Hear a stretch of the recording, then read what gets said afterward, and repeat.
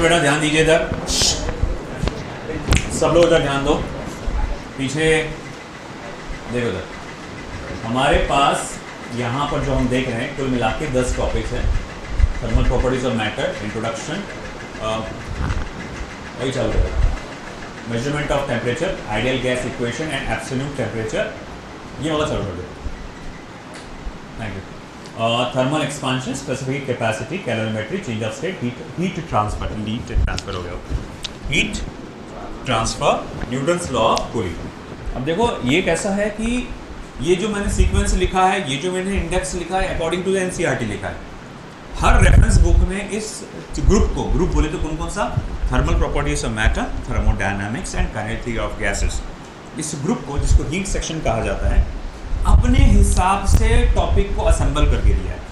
उन्होंने अपने हिसाब से दिया हर एक जगह। आप एक मान लो सिंगेज पब्लिकेशन सीपी सिंह का उठाएं, थर्मल प्रॉपर्टीज ऑफ मैटर नाम तो आपको मिलेगा नहीं चैप्टर, उसमें एक टॉपिक मिलेगा, एक चैप्टर मिलेगा हीट ट्रांसफर नाम से अलग से, मेजरमेंट ऑफ टेम्परेचर नाम से एक अलग मिल जाएगा, कैलोरीमेट्री नाम से एक अलग चैप्टर आ जाएगा, है ना। ठीक है, उन्होंने भी जो किए वो सही है उनके हिसाब से। बात ऐसी है कि जो तुम देख रहे हो कहाँ गया वो, हाई 12.6 स्पेसिफिक हीट कैपेसिटी, ये टॉपिक तुम 3 बार पढ़ोगे, एक थर्मल प्रॉपर्टीज ऑफ मैटर में, फिर थर्मोडायनेमिक्स में, फिर काइनेटिक थ्योरी ऑफ गैसेस। क्या होगा, हर टॉपिक में थोड़ा थोड़ा मसाला ऐड किया जाएगा।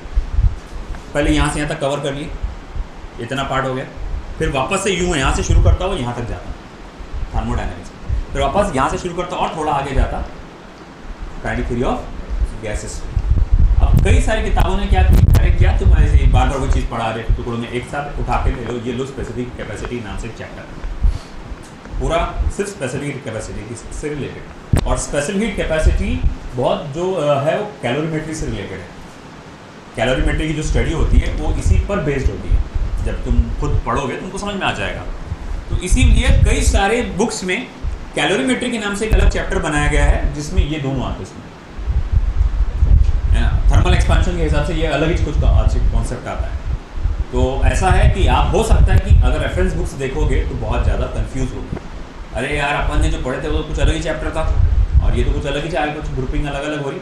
मगर वो चल जाता है, ठीक है, मगर मैं कहूँगा कि एनसीईआरटी के सीक्वेंस से पढ़ो, बस बेस्ट सीक्वेंस है जो देते हैं वो लोग, है ना, उसी के हिसाब से जाएंगे तो फायदा मिलेगा।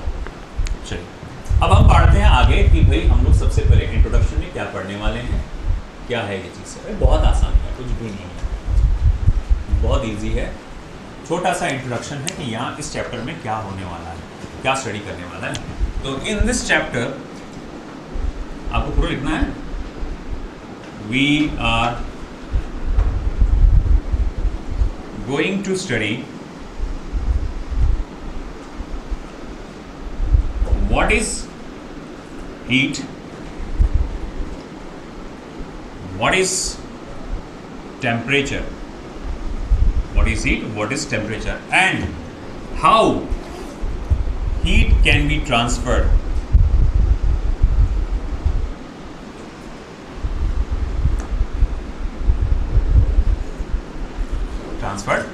through different process,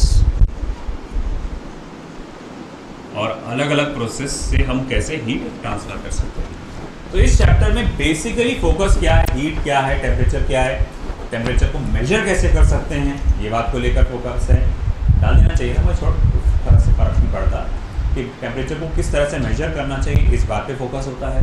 और साथ ही साथ ये भी बात पे फोकस होता है कि भैया हीट जो ट्रांसफ़र होती है बॉडीज़ में एक जगह से दूसरी जगह, तो उसके कौन कौन से प्रोसेस हैं। अगर 9वीं 10वीं में आपने अच्छे से पढ़ा होगा साइंस को, तो आपको मालूम होगा 3 टाइप के प्रोसेस होते हैं हीट ट्रांसफर होने के। तो बता सकता है, conduction, convection and radiation. Conduction, convection and radiation. तुमने हाई स्कूल में जब वो पढ़ा होगा, नाम आपने पढ़ा होगा, तो हाई स्कूल में सिर्फ इसका नाम आया होगा और एक आध एग्जाम्पल आया होगा कि देखो ये प्रोसेस ऑफ कंडक्शन है, ये प्रोसेस ऑफ कन्वेक्शन है, ये प्रोसेस ऑफ रेडिएशन। मतलब उसके पीछे की साइंस, क्यों, क्या, कैसे और क्या क्या, ये चीज़ें तुमने नहीं पढ़े और वो हम बहुत ही बेहतरीन तरीके से पढ़ने वाले हैं इस चैप्टर। माइंड बॉगलिंग क्वेश्चंस भी आएंगे आगे आखिरी में, कोई टेंशन वाली बात नहीं, मगर टेंशन वाली बात तो करना चाहिए, टेंशन लेना चाहिए, है।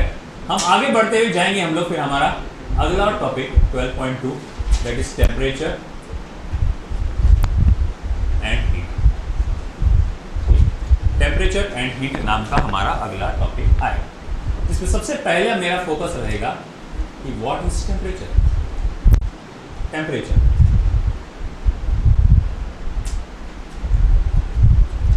पहला फोकस मेरा सिर्फ इस पे रहेगा, टेम्परेचर क्या है। बोलो बोलो भाई, व्हाट इज टेम्परेचर। किस चीज को बोलते हैं टेम्परेचर।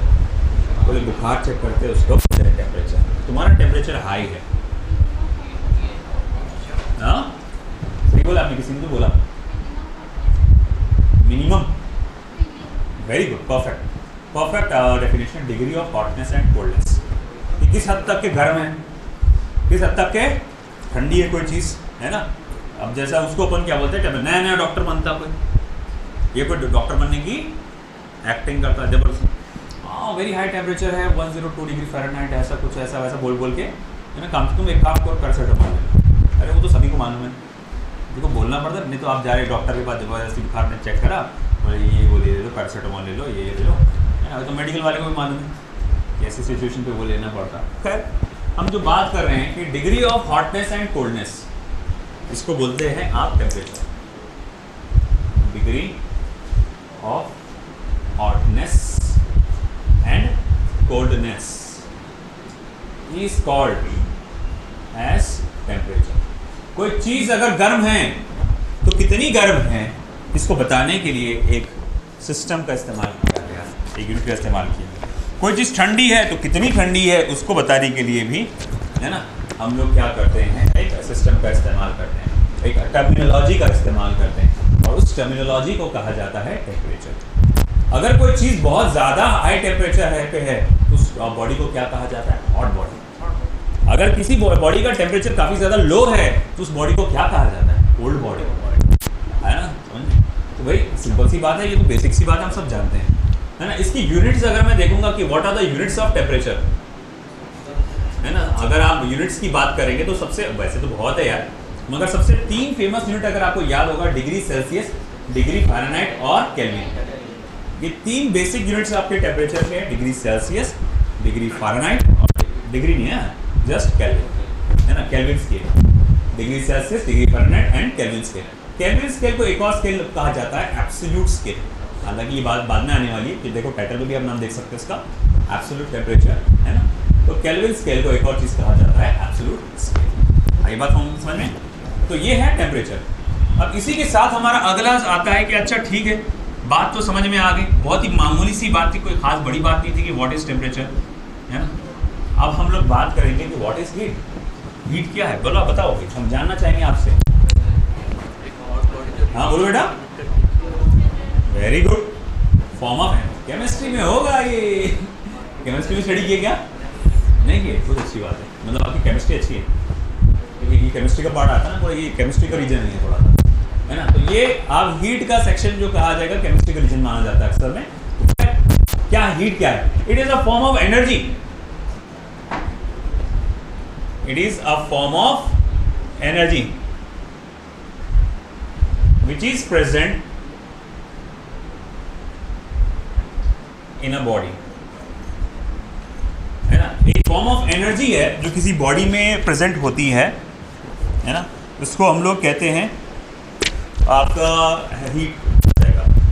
और मैं यहाँ इसमें ये भी कह सकता हूँ, it is responsible, it is also responsible for transfer of heat. ये क्या बात हो रही है, इट इज रिस्पॉन्सिबल। जी हाँ, अगर दो बॉडीज को मैं कांटेक्ट में लेकर आता हूँ, दो बॉडीज को मैं अगर कांटेक्ट में लेकर आता हूँ, एक ठंडी है एक गर्म है, एक ठंडी है और एक गर्म है, तो हीट कहाँ से कहाँ फ्लो होगी, गर्म बॉडी से ठंडी बॉडी में। तो एक एनर्जी है जो एक बॉडी से दूसरी बॉडी में चले गई। अब जैसे फॉर एग्जांपल मैंने क्या किया कि भाई ठीक है, एक गरम गरम चाय, ठंडी का मौसम है, एकदम गरम चाय एक कप में, यहाँ पर ग्लास के कप में, बिलाल इतना मुस्कुरा रहा, हाँ चाय की याद आ गई अब तो बोले, है ना।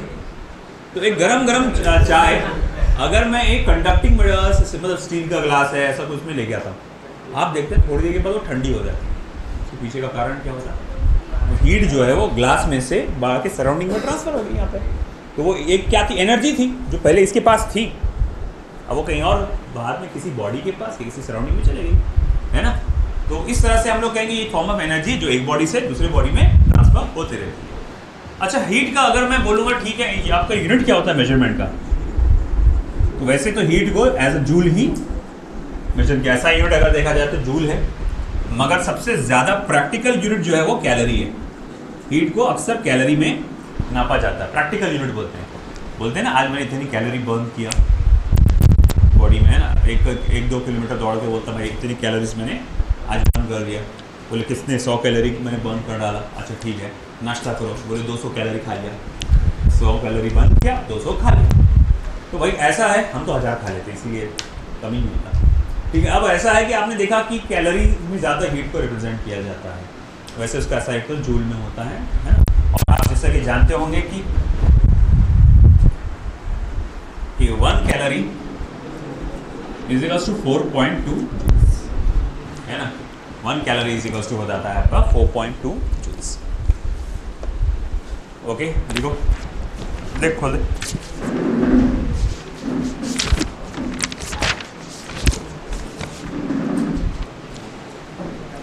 डायमेंशन क्या रहेगा हीट का? बेटा दरवाजा बंद करो, आपकी जिम्मेदारी हो। लेट है, इधर इधर बच्चा, चेहरा हटा रास्ते से। डायमेंशन क्या रहेगा हीट का? वेरी गुड, कितना रहेगा? m1 L2 T-2, वही जो एनर्जी का रहता वो इसका डायमेंशन है। लिख लो फटाफट।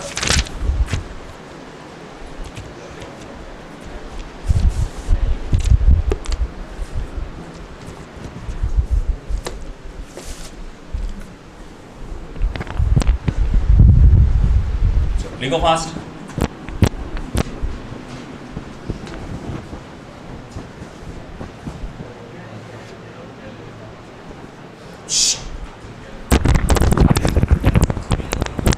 बोल बोल बोल, मैं बोलता, मैंने लिखा जूल कैलोरी ई। मेरे हैंडराइटिंग पे रिसर्च होते हैं और तुम उस पर शक कर रहे।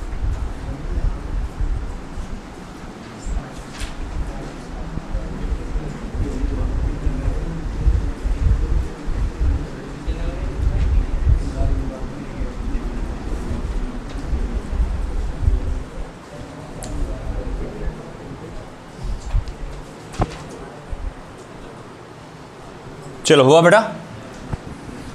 अब आई बारी मेजरमेंट ऑफ टेम्परेचर। जब भी हम किसी बॉडी का टेम्परेचर बढ़ाते हैं उसमें बहुत सारे अलग अलग किस्म के फिजिकल चेंजेस देखने में आते हैं। सबसे ज़्यादा कॉमनली देखा जाने वाला जो चेंज है वो कौन सा है? उसका वॉल्यूम का बढ़ना, है ना। गर्म करने पे कोई चीज़ फैल जाती है, एक्सपांड होती है थोड़ी बहुत, ये सबसे कॉमन जो चीज़ है। और लिक्विड में ख़ास तौर से, लिक्विड में जब आप उसको गर्म करते हो लिक्विड को, तो आप देखते हैं कि वो उसमें थोड़ा सा एक्सपांड होता है। अरे उबाल नहीं देखते तो, है ना, दूध में उबाल आता, पानी में, है ना, बोलेंगे उबाल आता एकदम, उसका वॉल्यूम, ये पहले तो आधा भगोना था वो, है ना। अब जब तुमने करे करे करे उबाल आते आते आते आते पूरा फुल भगोना, ओवरफ्लो भी हो जाता हूँ, है कि नहीं। तो तुम क्या देखते, नोटिस करते हैं भैया, जो चीज़ों को, लिक्विड को खासतौर से गर्म करे तो उसका क्या होता है? वॉल्यूम बढ़ता है। मतलब बहुत सारे फिजिकल चेंजेस आते होंगे, डेंसिटी बढ़ती होंगी, बहुत कुछ होता होगा, मगर उसमें ये बात को नोटिस करो कि लिक्विड को मैं अगर टेम्परेचर बढ़ाता हूँ तो उसका वॉल्यूम बढ़ता है। तो साइंटिस्ट और लोगों ने सोचा क्यों ना अपन साला इसी को बेस बना दिया जाए टेम्परेचर नापने का, कि इतना इतना फैलेगा तो टेम्परेचर इतना है, उतना फैलेगा ये मटेरियल तो टेम्परेचर इतना है। तो सब लोग ने, हर एक साइंटिस्ट ने अपने अपने हिसाब से, किसी ने पानी का इस्तेमाल किया, किसी ने अल्कोहल का इस्तेमाल किया, किसी ने वाइन का इस्तेमाल किया, किसी ने कहा जाएगा मर्क्यूरी का इस्तेमाल किया, है ना। ये सब अलग अलग लिक्विड को बेस बनाकर उन्होंने टेम्परेचर नापने के हिसाब से अपनी अपनी स्केल बनाना शुरू कर दी। इसीलिए मैंने कहा कि टेम्परेचर नापने के लिए बहुत सारी स्केल्स हैं, मगर सबसे खास जो प्रचलित, जो कहा जाएगा सबसे ज़्यादा जो मशहूर 3 स्केल हैं, Celsius, Fahrenheit and kelvin. Science में सबसे, उसके अलावा भी बहुत है, मगर ये 3 सबसे ज़्यादा चलते हैं। अच्छा ठीक है, जैसे सेल्सियस स्केल, उसमें किसको बेस बनाया गया? मर्क्यूरी को। मर्क्यूरी, अरे भाई तुम लोग देखते कि नहीं देखते भाई मर्क्यूरी वाला थर्मामीटर, है ना? बुखार कितना है कि नहीं, यहाँ पर वो होल्ड करने वाले रोज बच्चे रोते तो उसको वहीं रखना पड़ता बगल में। तो भाई ऐसा है कि मर्क्यूरी रहता उसके अंदर, तुम देखते हो अरे भाई ये आपकी बॉडी की गर्मी वो सोखता और अपने आप को फैलाता हो। अब फैलाने के लिए चौड़ाई में तो जगह है नहीं, है ना, ऐसा फैलने के लिए जगह तो नहीं है, तो फैलेगा कहाँ वो ऊपर, तो उसके धीरे धीरे वो लेंथ बढ़ते रहता, है ना। हम बोलते 90 degree 98 degree Fahrenheit common body temperature, normal है, कोई बड़ी बात नहीं है ना। अब फिर बाद में 100, अरे भाई बुखार आया रहते को तेज, है ना, बड़े से यूँ करके ऐसा देखते हैं ना स्टाइल से, डॉक्टर जैसे कि अपन, है ना। भाई आज का तो फिर डिजिटल थर्मामीटर आ गया, डायरेक्ट बता देते इतना ये है करके, वो तो थर्मोस्टेट का इस्तेमाल करते। मगर खैर एक कॉमन देखा जाए तो मर्क्यूरी का इस्तेमाल किया जाता है ना। इसी तरह उसके अलावा भी एक फ़ारेनहाइट स्केल, बता सकते हैं फ़ारेनहाइट स्केल में क्या बेस बनाया गया? फ़ारेनहाइट स्केल नाम तो सुने ना अब, जैसे सेंटीग्रेड स्केल जो है, सेल्सियस स्केल और सेंटीग्रेड स्केल, क्या नाम लिया मैंने? सेल्सियस, बोलो, सेल्सियस स्केल या फिर सेंटीग्रेड स्केल, ये एक ही स्केल का नाम है। कौन सा स्केल बोला मैंने? सेल्सियस या फिर सेंटीग्रेड स्केल, ये एक ही स्केल का नाम है। इसका बेस कौन होता है? मर्क्यूरी। कौन होता है? मर्क्यूरी। मर क्यों नहीं रही वैसा, मर्क्यूरी। तो मर्क्यूरी ये इसका बेस होता है।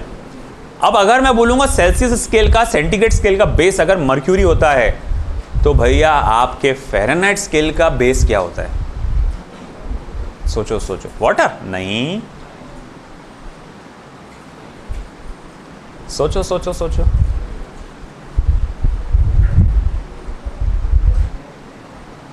क्या स्केल का क्या होता होगा? इसका जो आप कहेंगे बेस होता है ब्राइन, BRINE, ब्राइन। अच्छा मेरा ही है। तो इसका जो बेस होता है वो क्या होता है बेटा? ब्राइन। तो ये जो ब्राइन होता है असल में ये मिक्सचर होता है वाटर, आइस और अमोनियम क्लोराइड सॉल्ट का। ये तुम्हारे नहीं है सिलेबस में, मैं अपनी तरफ से बता रहा।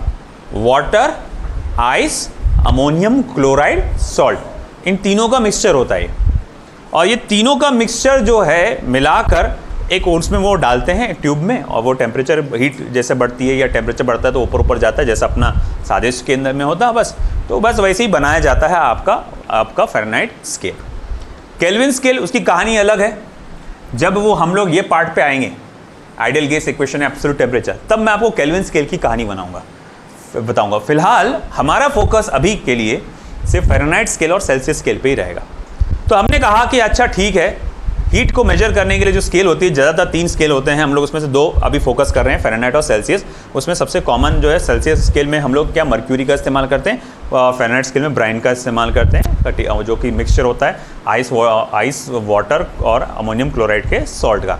अच्छा ठीक है, मगर जब भी किसी स्केल को बनाया जाता है तो एक स्टार्टिंग पॉइंट, एक एंडिंग पॉइंट बनाया जाता है। स्केल होती है ना, जैसे मतलब कोई भी स्केल डिज़ाइन कर रहे हैं आप, तो उसका एक नीचे का फिक्स पॉइंट होता है और एक ऊपर का फिक्स पॉइंट। जैसे तुम अपनी शादी स्केल भी बनाते हो, है ना, तो उसका कोई ना कोई फिक्स पॉइंट होगा ना, कि 0 सेंटीमीटर से शुरुआत होगी, 15 सेंटीमीटर पे एंड होगा। बड़ी वाली स्केल 0 से शुरुआत होगी, 30 सेंटीमीटर पे एंड होगा। तो जब भी कोई स्केल बनाते हो तो उसका एक नीचे का फिक्स पॉइंट होता है, एक अपर फिक्स पॉइंट होता है, उसको बोलते हैं लोअर फिक्स पॉइंट और अपर फिक्स पॉइंट। तो अब ऐसा है कि हमने जब स्केल डिज़ाइन किया, उसके 2 पॉइंट्स थे, लोअर फिक्स पॉइंट और अपर फिक्स पॉइंट। याद रखना यहाँ पर LFP क्या है? Lower fixed point.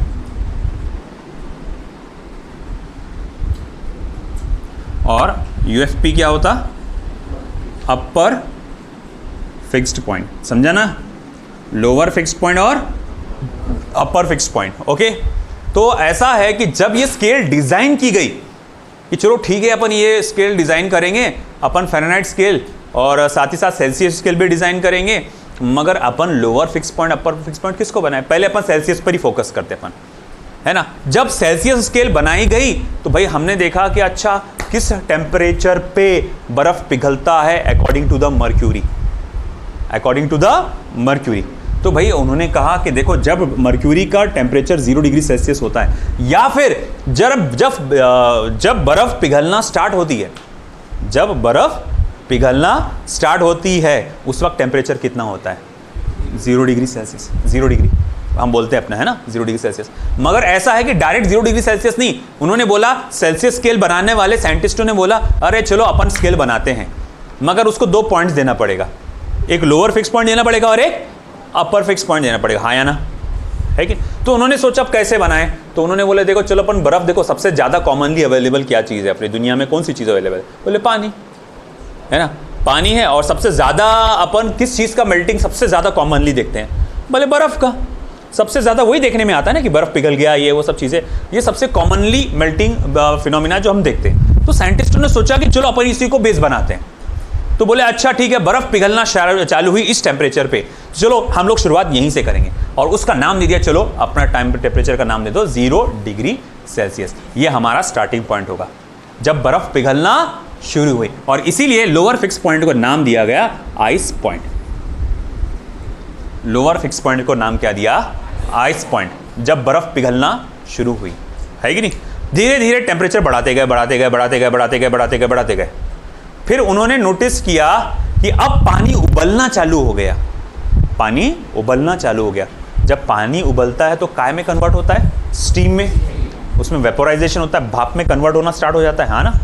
तो अब भाई पानी उबलना चालू हो गया, अब मैं इस टेम्परेचर को क्या नाम दूं मैं, तो बोले इसको अपन इसको क्या वैल्यू देंगे, तो उसको वैल्यू उन्होंने दे दिया 100 डिग्री सेल्सियस।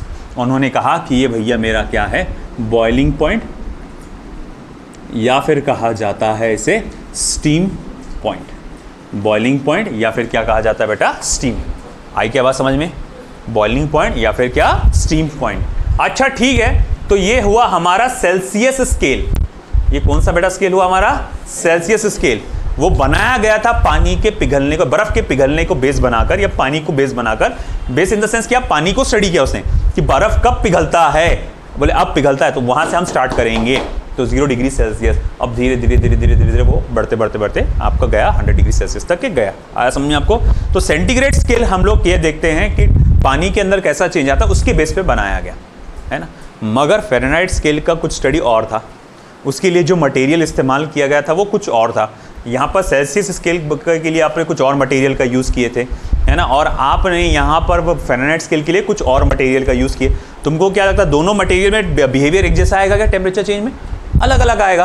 तो हमने ये देखा फ़ारेनहाइट स्केल में, हमने ये देखा फ़ारेनहाइट स्केल में कि देखो जब 32 डिग्री फ़ारेनहाइट वैल्यू होती है, कितनी बेटा, अरे बोलो कितना, 32 डिग्री फ़ारेनहाइट। जब 32 डिग्री फ़ारेनहाइट वैल्यू होती है, हमने देखा तब बर्फ पिघलना स्टार्ट होता है, तब बर्फ पिघलना स्टार्ट होता है। तो भाई अच्छा ठीक है, फिर 100 degree Fahrenheit, sorry not 100, 212 degree Fahrenheit पे क्या होता होगा, तो बोले 212 डिग्री फ़ारेनहाइट पे आपका पानी भाप में कन्वर्ट होता होगा। तो फ़ारेनहाइट स्केल के लिए लोअर फिक्स पॉइंट क्या है, 32 डिग्री फ़ारेनहाइट, है ना, और अपर फिक्स पॉइंट क्या है, 212 डिग्री फ़ारेनहाइट। मतलब इसका ये क्या है, आइस स्टीम पॉइंट बोल सकते हैं, बॉइलिंग पॉइंट, स्टीम पॉइंट ऐसा बोल सकते हैं। और इसे क्या बोल सकते हैं बेटा, आइस पॉइंट या मेल्टिंग पॉइंट भी बोल सकते हैं। इसका क्या बोल सकते हैं, मेल्टिंग पॉइंट। इन नाम को ध्यान देना, मेल्टिंग पॉइंट। ओके, तो भैया मेन सेल्सियस स्केल बनाई गई थी बर्फ के पिघलने को देखकर, उसके हिसाब से डिजाइन की गई थी।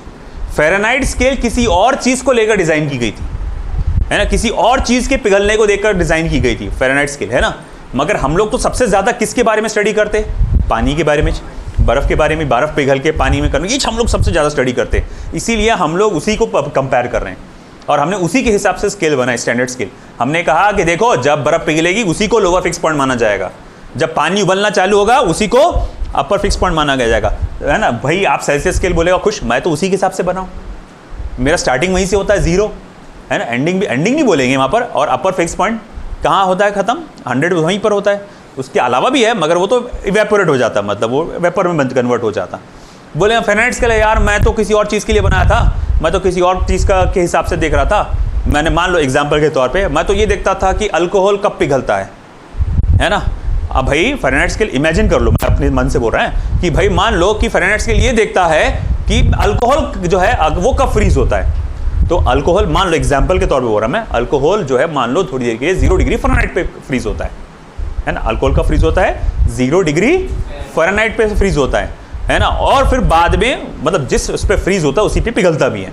अगर 0 डिग्री से आप कम करते हैं फ़ारेनहाइट से टेम्परेचर तो वो जम जाएगा, 0 डिग्री फ़ारेनहाइट से थोड़ा सा बढ़ाते हैं तो वो पिघल जाएगा, है ना। और अगर आप अल्कोहल के हिसाब से बना रहे, मगर मैं बोला अरे अल्कोहल हर जगह नहीं होता रे इस्तेमाल, पानी हर जगह मौजूद है, अल्कोहल के पीछे बेवड़े तो क्या लगा के रखा फ़ारेनहाइट स्केल का, है ना। तो अब वो बोलेगा नहीं वो नहीं चलता, बोले पानी के लिए कन्वर्ट कर, अब तो बना तो दिया, बोले अब मैं क्या करूँ। अच्छा देख तेरे हिसाब से, तेरी स्केल के हिसाब से बर्फ़ कब पिघलता, मेरी स्केल के हिसाब से तो 32 डिग्री पे बर्फ़ पिघलता है।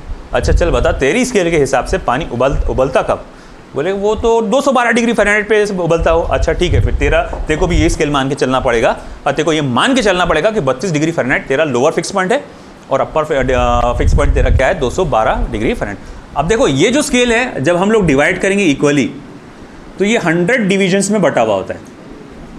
कितने डिविजन्स में बटा होता है, 100 डिवीजन, है ना। और अब जब इसको इक्वल हिस्सों में बांटोगे, आप इसको इक्वल पार्ट्स में बांटोगे, जैसे 100 - 0 करोगे तो कितना हो जाता 100, तो इक्वल 100 डिविजन्स में बटा रहता। 212 - 32 करो कितना होता है 180 होता है, 180। तो ये 180 इक्वल डिविजन्स में बटा होता है ना। उसको हम लोग क्या करते हैं, जैसे आपके ना स्केल पे डिवीजन रहता, बांटा हुआ था इक्वल पार्ट्स में, तो वैसे ही हम लोग ने इसको 180 पार्ट्स में बांटा हुआ है। ये नंबर ऑफ डिविजन्स है 100, यहाँ पर नंबर ऑफ डिविजन्स क्या है 180। आई बात समझ में आपको, ये आया समझ में, ठीक है। अब देखो अभी लिखना कुछ नहीं है, जब मैं बोलूँगा तभी लिखना है आपको, अभी कुछ नहीं लिखना है, ठीक है। यही बात को मैं थोड़ा सा ग्राफिकली देखता हूँ। चलो आपने जो बताया, बोले चलो इसी बात को थोड़ा सा ग्राफिकली देखते हैं। चलो तो बोले ग्राफिकली हम कैसे देखेंगे, अरे बहुत आसान है, देखो कि मैंने कहा कि देखो ये मेरे पास एक ग्राफ है, मैं एक्स एक्सिस पे लूँगा टेम्परेचर इन सेल्सियस स्केल और वाई एक्सिस पे मैं लूँगा टेम्परेचर इन फ़ारेनहाइट स्केल।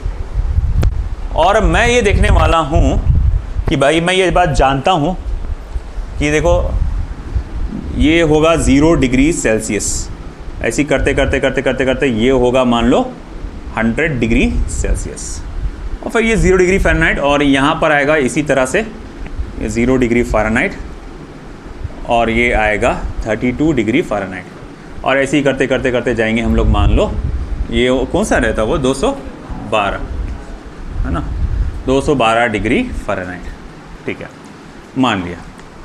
अब अगर मैं बोलूँगा जब टेम्परेचर 0 डिग्री सेल्सियस होता है सेल्सियस स्केल में, जब टेम्परेचर 0 डिग्री सेल्सियस होता है सेल्सियस स्केल में, फ़ारेनहाइट स्केल में कितना होता है, तो बोले 32 डिग्री।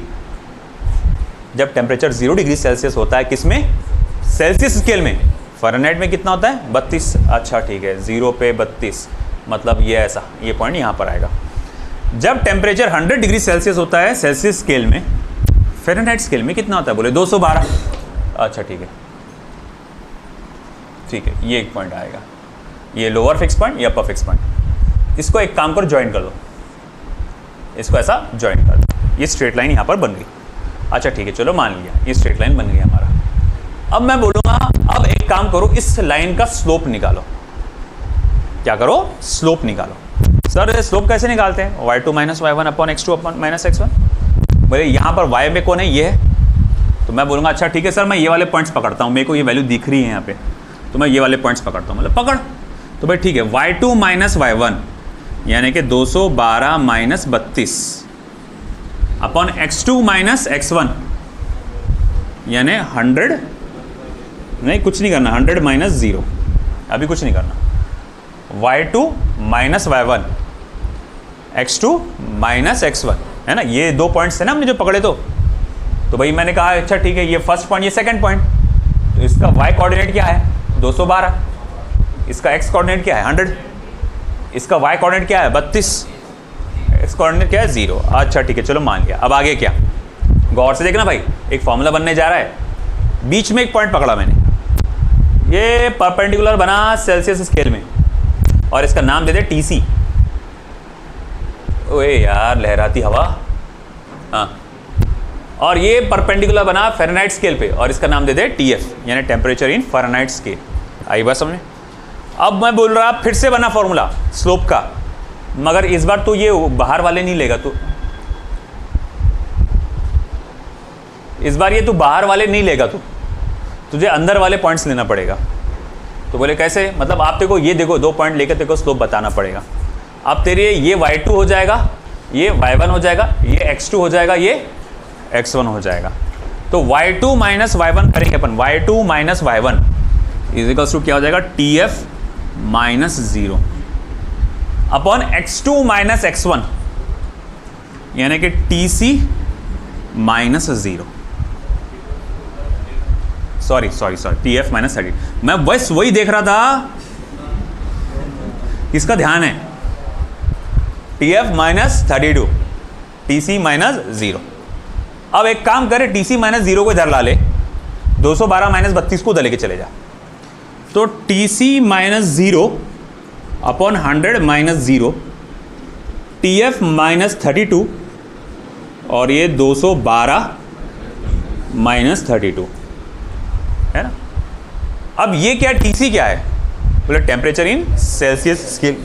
ये 0 क्या, 0 डिग्री सेल्सियस, वो क्या होता है, lower fix point in Celsius scale.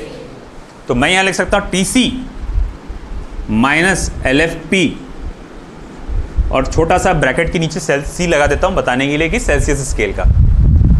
और 100 क्या होता है भाई, 100 क्या होता है, अपर UFP upper fix point in Celsius scale, upper fix point in Celsius scale minus फिर से 0 आया है ना, LFP ऑफ यानी lower fix point of Celsius scale आया ना। फिर मैं बोलूंगा TF माइनस 32 क्या है, बोलो बोलो बोलो, lower fix point of Fahrenheit scale. तो LFP of Fahrenheit scale 212 upper fix point, अरे ऐदियो पूरा बोलो UFP upper fix point of Fahrenheit scale minus lower fix point of Fahrenheit scale. आया समझ? ए भाई तेरी साजिश है कि मेरे को नीचे गिराने की।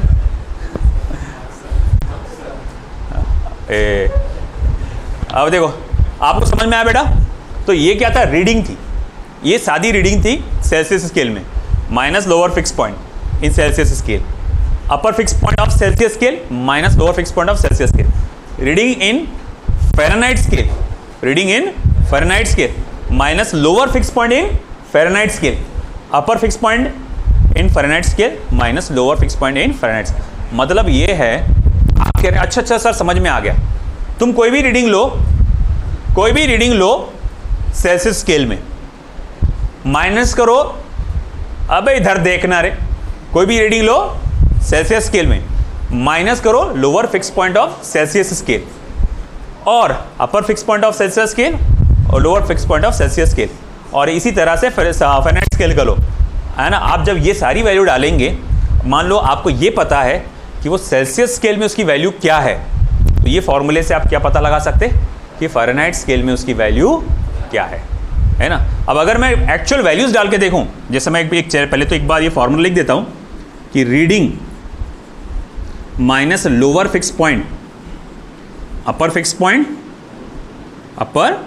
Point minus lower fix point, ये सभी स्केल के लिए कैसा बोल रहा हूं बेटा मैं, सभी स्केल के लिए कैसी होती है, कांस्टेंट होती है। सभी स्केल के लिए कैसी होती है, constant.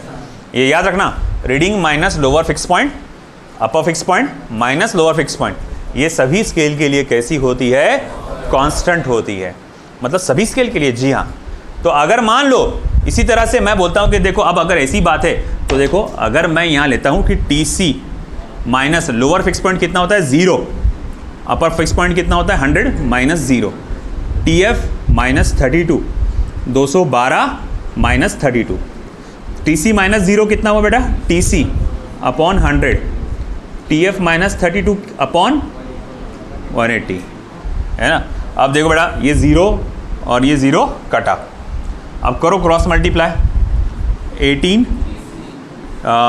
TC is equals to 10 TF minus 320, है ना। अच्छा ठीक है, चलो मान लिया। अब आगे क्या कर सकते अपन, हाँ अब अगर मैं इसको क्या करूं कि यहाँ पर इसको 18 को उधर भेज दूं, तो टी सी या फिर T C is equals to 10/18 T F minus 320/18। अच्छा, अब मुझे बताओ इसको अगर मैं डिवाइड करूं तो ये होता 2 9s और 2 5s और 18 1s नहीं, 18 1s नहीं है, 32 आता नहीं आता। कितना आता 320 डिवाइडेड बाई 18? देखो कैलकुलेट करके करो, कैलकुलेट कितना आ रहा देखो।